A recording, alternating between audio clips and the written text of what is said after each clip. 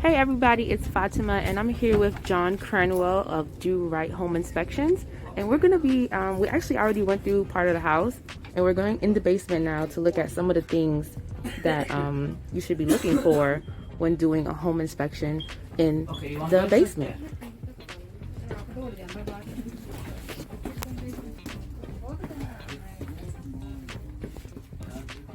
Now this is a single family home in Irvington, New Jersey. And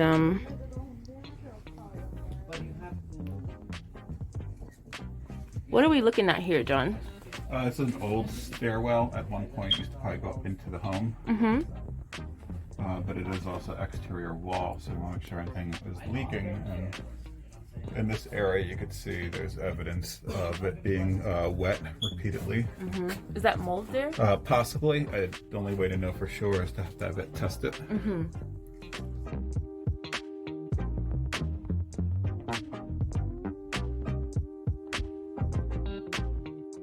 So John, what are some of the things when looking in a basement, what are some of the things that you kind of look for? Like some of the major things? The number one thing is water coming in, or evidence of water. Then after that, because of these areas where the wood is meeting the concrete, and if it's susceptible to water and a lot of moisture, or near any type of soil outside, we look for termites. Oh, okay. And is that a part of the inspection you're doing today? Yes. Okay.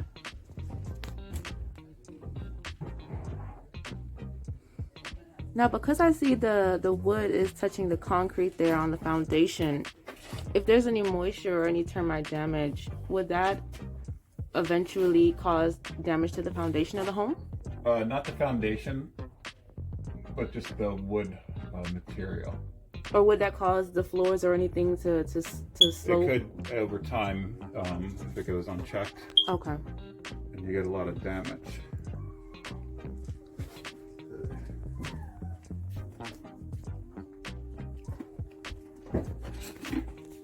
Come over here.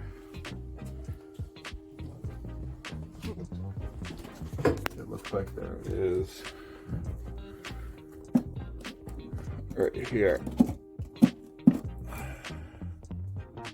Evidence of possible termites? Yeah, so that we would put in.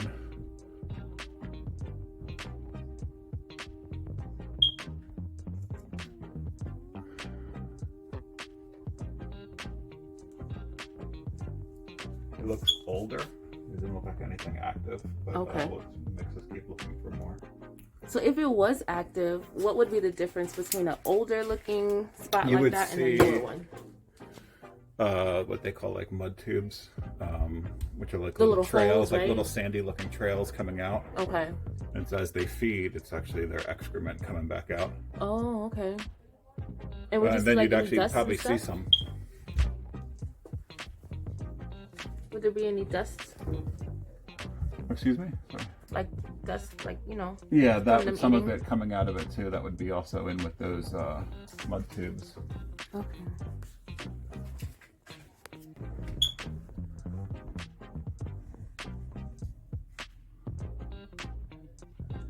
Is that insulation that we're looking at? Yeah, I think there? that's the bottom of the. I'm trying to figure out where this is. This is, I think the bathroom is right here. I think it's the bottom of the bathtub. Oh.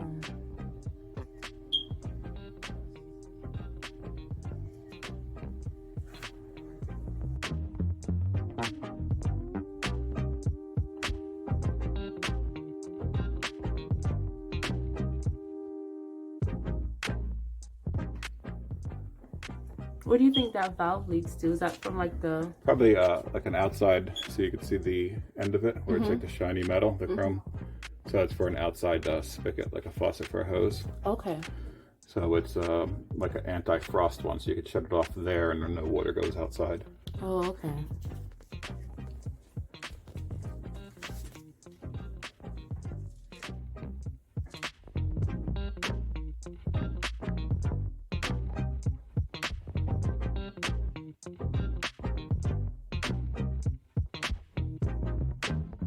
So what John is doing right now is basically going around all the perimeter of the basement, checking all the cracks, crevices, and he's gonna go back once he's done, look at all the pictures that he has and analyze it to put together in his inspection report. Is that right, John? Yes.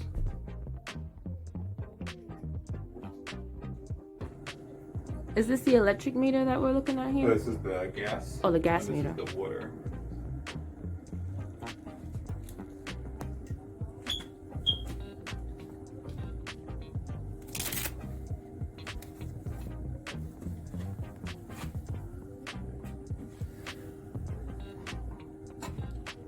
That looked like it hasn't been touched in a very long time. Yeah, this is where we're going to check to make sure the water coming into the house is not lead.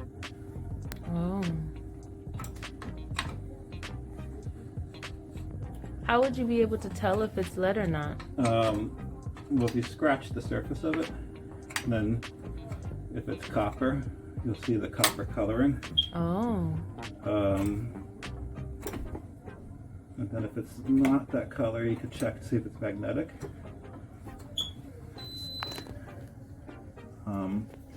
You can kind of see in there, it's shiny, silvery. And you see how it's kind of bending, like it's flexible. And then it has that bulb shape right there where I scratched, Yeah. where it widens. That's usually typical of lead coming in, the bulb. So I'm gonna check with the magnet real quick, but it's looking like it's a lead pipe coming into from the main from the city. Okay. And that would be a negative thing, right? Yes. It's not magnetic at all. So that's good. No, it's bad. So, That's bad? Lead, yeah. Uh-oh. Because brass, copper is all not magnetic, so it's lead. But the rest of them have that goldish, greenish gold color. Would you say that's a pricey repair to replace those That pipes? I'm not sure. I could put it in the report. You have Okay. to check also with the city, Oh, okay. because if they're obligated to update anything that was lead. Well, I've never seen one of those before. What is that? I'm not sure of. Whatever it is, it looks really old.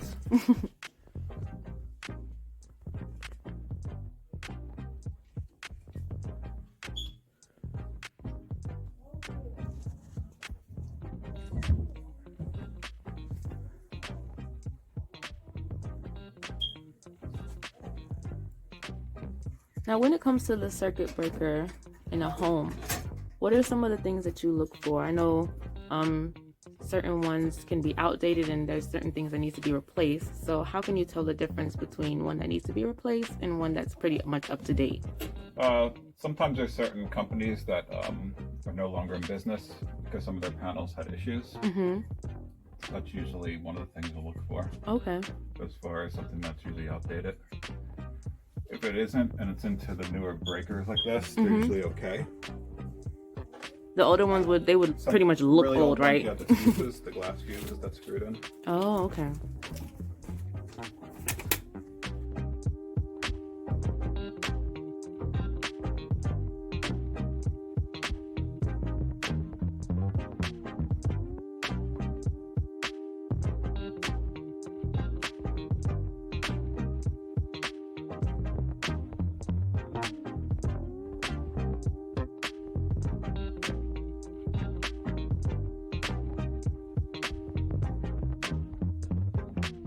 Now, what are you able to see better from removing the face of the circuit breaker? We're looking for everything within the wires coming in, making sure they're coming into the panel the correct way.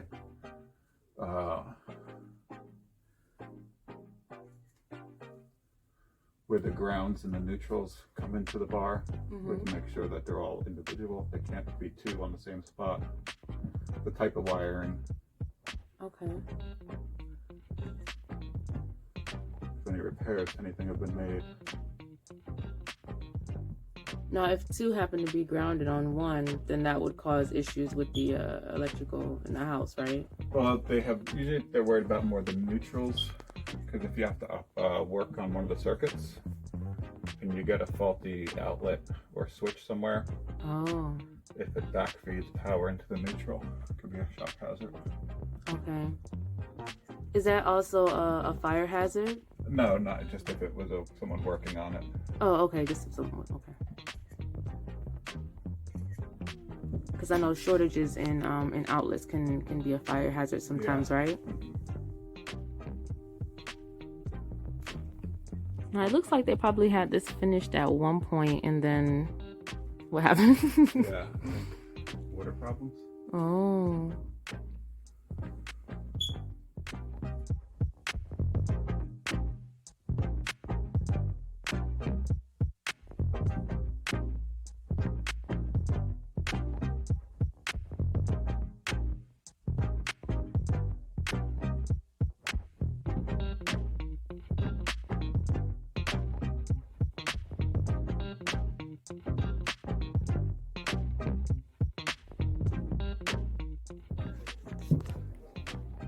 Now, is this the heater?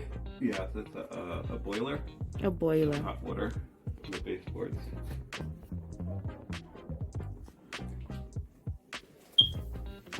And when looking at these, how can you tell how old they are?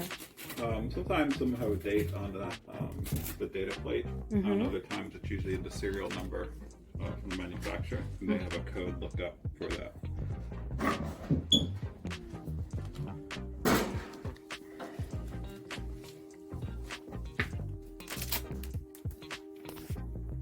Now, just because a boiler is recent, that doesn't necessarily mean that it's in great condition, right? It could just be lack of service, getting cleaned up a little bit, making sure there is nothing leaking. Like so they need maintenance every once in a while. Yeah, you should do it yearly. They recommend, but at least every couple of years.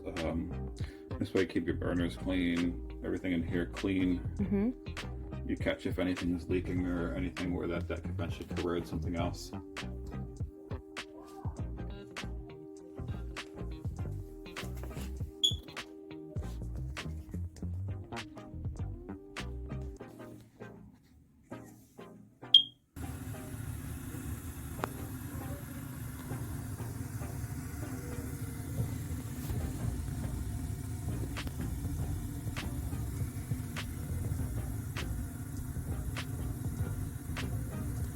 So this pipe right here that's sticking up out of the ground may possibly be a sign that there is a underground oil tank underneath the house.